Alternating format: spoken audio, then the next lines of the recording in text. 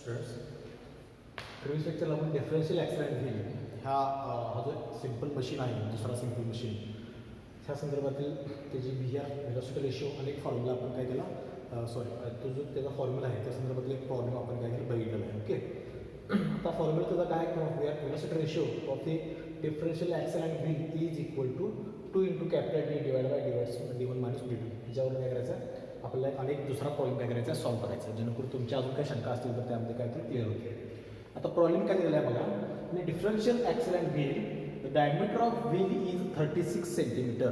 जर व्यवस्थित तुम्ही वाचला तर काय डायमीटर ऑफ व्हील इज म्हणजे आपल्याला काय दिलं आहे, ह्या व्हीलचा जो डायमीटर आहे कॅपिटल डी तो दिलेला आहे, तो लिहून घ्या गिवन डाटामध्ये. गिवन डाटा म्हणा आणि diameter of wheel is 36 centimeter. Diameter of wheel म्हणा डी इज इक्वल टू 36 म्हणा, D is equal to 36 centimeter. Okay, next and axle is 9 centimeter and 6 centimeter आणि दॅट ऑफ ॲक्सल इज, आता हे जे काही ॲक्सल्स आहेत ते दोन ॲक्सल त्यांनी दिले आहेत 9 सेंटीमीटर आणि 6 सेंटीमीटर.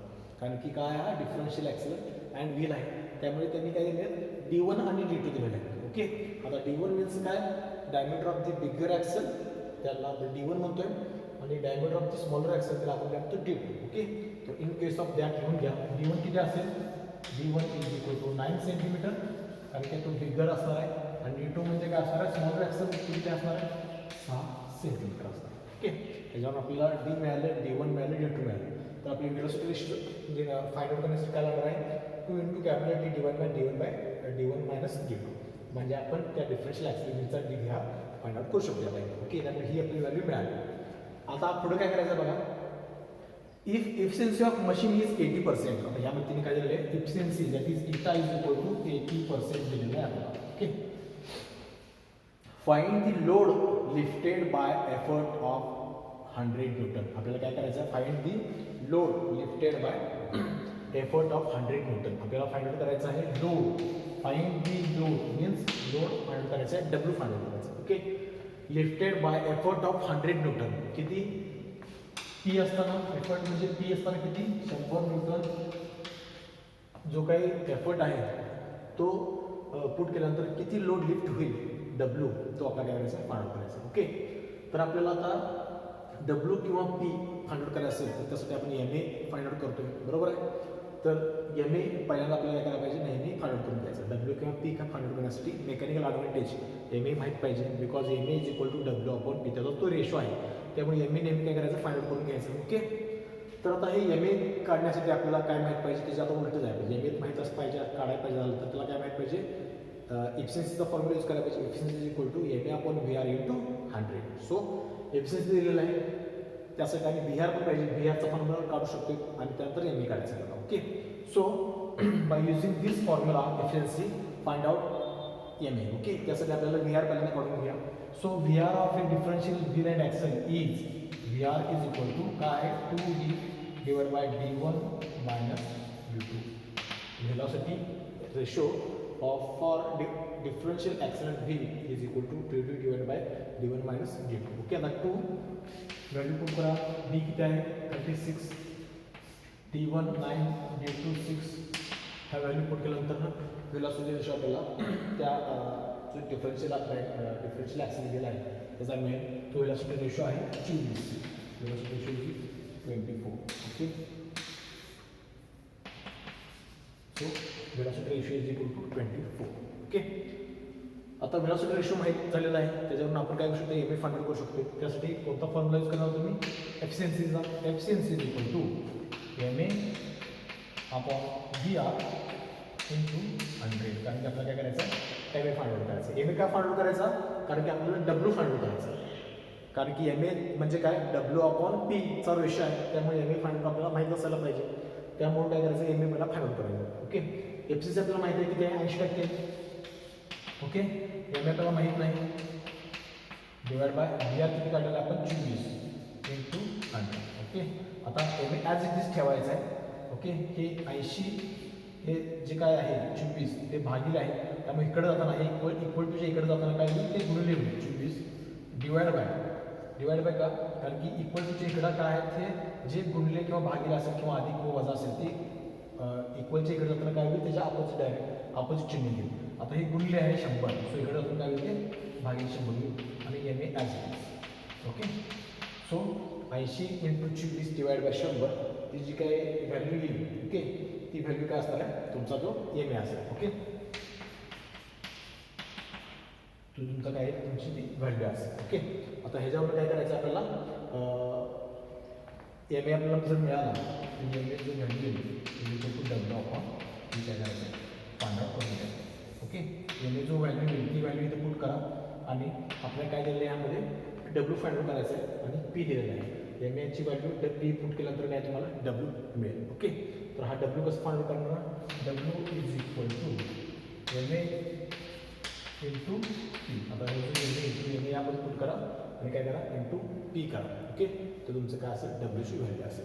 ओके, आणि हा जो लोड लिफ्टेड आहे तो काय असेल तुमचा न्यूट्रलमध्ये असेल. ओके, त्या प्रकारे काय करायचं आपला प्रॉब्लेम हा स्टार्ट काय केला एंड केलेला आहे. आणि अशा पद्धतीने काय करायचं आहे तुमचे जे काही नेक्स्ट प्रॉब्लेम असतील ते प्रॉपरली ह्यामध्ये काय करायचं व्हॅल्यूज पुट करायच्या.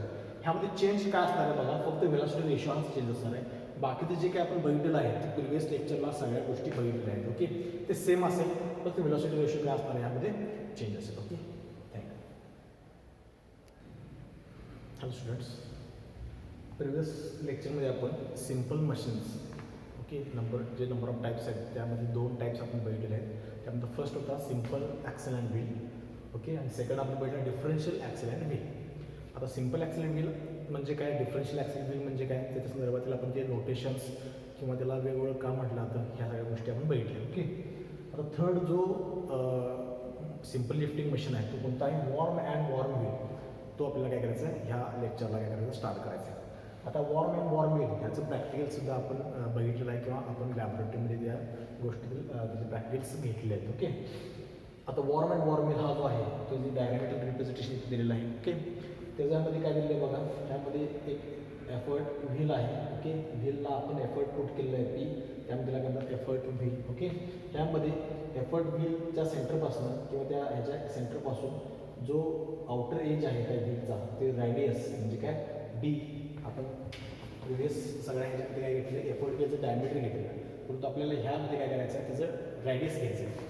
आता हा काय असणार आहे पूर्ण ह्याचा डायमीटर असेल, but in this lecture we required only radius, that means डायमीटरच्या हाफ पोर्शन आपल्याला रॅडियस लागणार आहे. एफर्ट व्हील आणि त्याचा हा रॅडियस असणार आहे. ओके, त्यामध्ये काय करणार आहे व्हीलला आपण काय करणार आहे पी दॅट इज एफर्ट काय करणार आहे पुट करणार आहे. ओके, नेक्स्ट त्या ह्याच्यामध्ये पूर्ण त्या ॲक्सेलला किंवा त्या पूर्ण हॉरिझॉन्टल पार्टला काय असणार आहे वॉर्म असेल स्क्रू असतील. ओके, वॉर्म आहेत किंवा स्क्रू आहेत एकमेकांना अरेंजमेंट करण्यासाठी. ओके, त्यामध्ये जर बघितलं आपण तर त्याच्या इथे दिलेलं आहे की वॉर्म व्हील दिलेलं आहे. आता हे जे स्क्रू अरेंजमेंट आहे एकमेकांना कनेक्ट करण्यासाठी खाली काय दिलं तर वॉर्म व्हील दिलेलं आहे.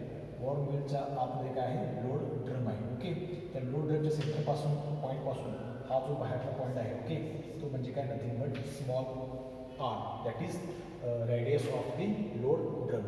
रॅडियस ऑफ लोड ड्रम हा पार्ट जो असणार आहे तो म्हणजे लोड ड्रम, आणि हा जो पार्ट आहे थ्रेडेड पोर्शन त्याला आपण काय म्हणतो worm wheel. These are the nothing but worm. Worm म्हणजे काय स्क्रू, त्याला काय असतं स्क्रू. ओके, आता स्क्रूचा जो व्हील आहे त्याला काय म्हणतात nothing but warm wheel. In between warm wheel there is a load drum. Okay, आणि लोड ड्रमच्या डायमीटरलाच काय रॅडियसला काय म्हणतात स्मॉल आर. ओके, आणि त्याला काय केलं तर डब्ल्यू अटॅच केलं. ओके, त्या प्रकारचं काय असणार आहे याचं वर्किंग असणार आहे. एक स्ट्रिंग डब्ल्यू वॉर्म लोड ड्रमला अटॅच असेल आणि दुसरी काय असेल एफर्ट व्हीलला अटॅच असेल. ओके, त्याच्यावरून एक फॉर्म्युला किंवा व्हेलॉसिटी रेशो फाइंड आउट केलेला आहे. ओके, त्यामध्ये दिलेला आहे व्हेलॉसिटी रेशो हा खूपच महत्त्वाचे फॉर्म्युलाज आहे ते. Okay, velocity ratio for worm and worm wheel is equal to R capital R into capital T divided by small r. Okay, आता हे कॅपिटल R म्हणजे काय ह्या okay radius of the effort wheel. Previous 2 लेक्चरला आपण diameter of effort wheel घेतलं, परंतु ह्यामध्ये specifically आरच्याच स्वरूपात जायचं आहे.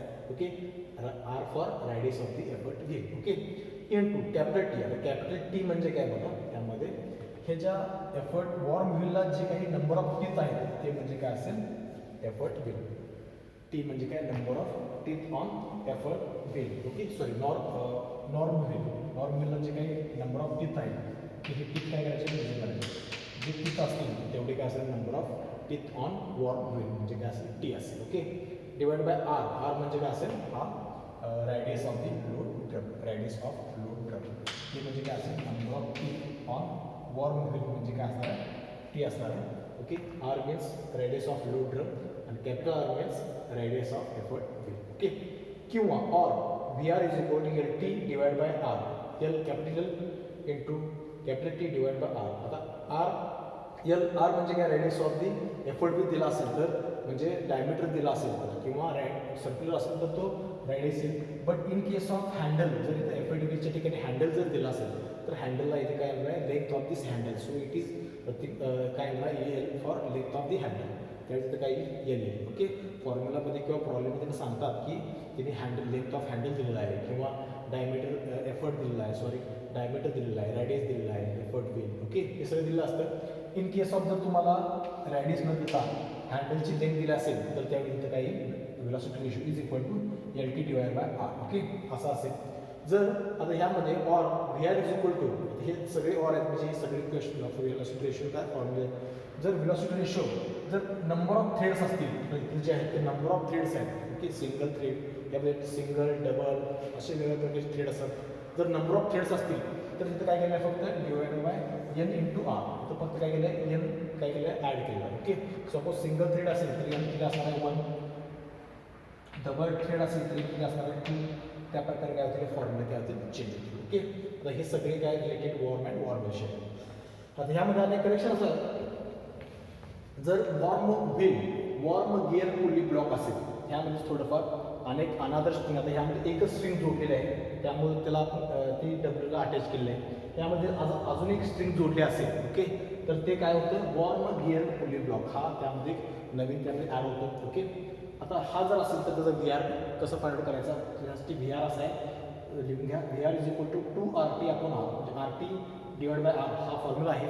फक्त काय करायचं आहे, वरती ह्याला 2ला मल्टिप्लाय करायचं आहे. सेम जर लेंथ दिली असेल, लेंथ ऑफ हँडल दिली असेल तर 2LT divide by R, 2LT divide by R. If for worm gear pulley block, हा महत्त्वाचा आहे, वॉर्म गिअर पुली ब्लॉक हे इन्स्ट्रुमेंटचं तुम्हाला नाव दिलं असेल आणि त्याचा व्हेलॉसिटी रेशो फाइंड आउट करा आणि त्याप्रमाणे त्याची व्हॅल्यू फाइंड आउट करा असेल तर त्यासाठी व्हेलॉसिटी रेशो काय असणार आहे, 2RT divide by R. In case of effort wheel is given, in case of handle is given then 2LT divide by small R. Okay, L म्हणजे काय, लेंथ ऑफ हँडल, टी म्हणजे काय, capital T म्हणजे काय, number of worm on worm wheel, आणि R म्हणजे काय, radius of load drum.